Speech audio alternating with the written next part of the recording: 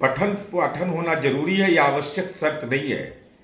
लेकिन तेजस्वी यादव विपक्ष के नेता हैं, संवैधानिक पद पर हैं, घोटाले का चस्पा लगा हुआ है शरीर पे, तो भाषाई रूप से लंपटाई कर रहे हैं। अभी तक तेजस्वी यादव को नौवीं फेल एक कम पढ़ा लिखा नेता माना जाता था, लेकिन तेजस्वी जी जिस तरह की अमर्यादित भाषा बोल रहे हैं, अब उन्हें एक बेलगाम और कुतिष्ठ सोच वाला नेता समझा जाएगा। नमस्कार, आप न्यूज फाउंडेशन देख रहे हैं, मैं हूं आपके साथ वंदना। बिहार में महज कुछ ही महीने शेष बचे हैं, विधानसभा का चुनाव होना है। सभी राजनीतिक पार्टियां चुनावी मैदान में उतर चुकी है, तो दूसरी तरफ सियासी हलचल भी तेज हो चुकी है।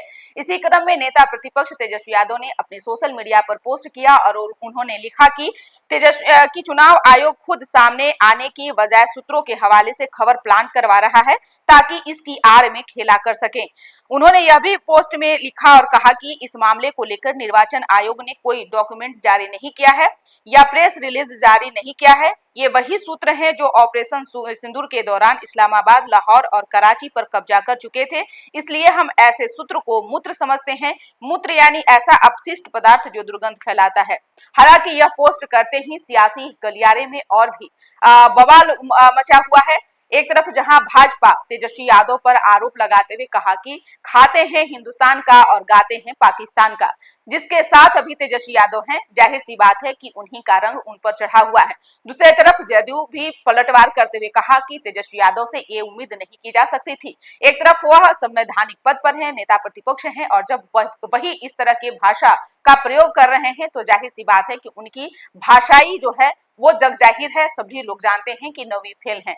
आगे उन तमाम बयानों के साथ छोड़े जाते हैं कि एक और जहां भाजपा प्रवक्ता प्रभाकर मिश्रा ने तंज कसते हुए नेता प्रतिपक्ष तेजस्वी यादव पर क्या कुछ उन्होंने कहा है, तो दूसरी ओर जदयू की ओर से मुख्य प्रवक्ता और बिहार सरकार में पूर्व मंत्री नीरज कुमार ने क्या कुछ कहा है। छोड़े जाते उन तमाम बयानों के साथ।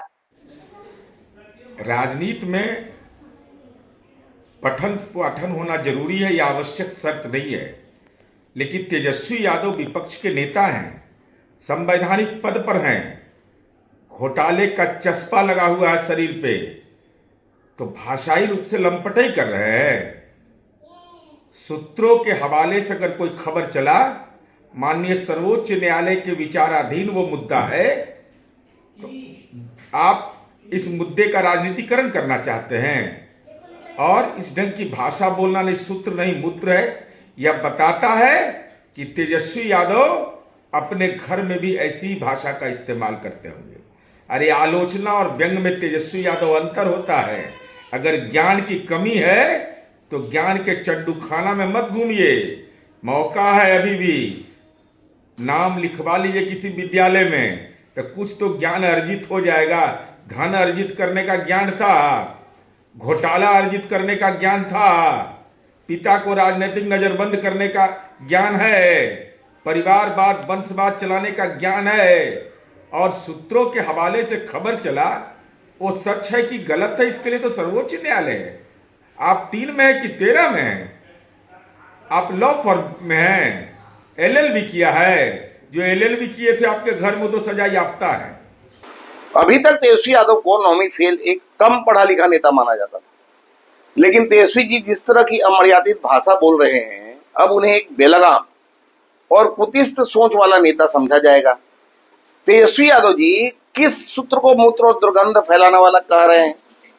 तेजस्वी यादव जी उसी मंडली के ढोलकिया हैं जिसे देश की सेना के शौर्य पर शक है, जो खाते हैं हिंदुस्तान का और गुणगान करते हैं पाकिस्तान का।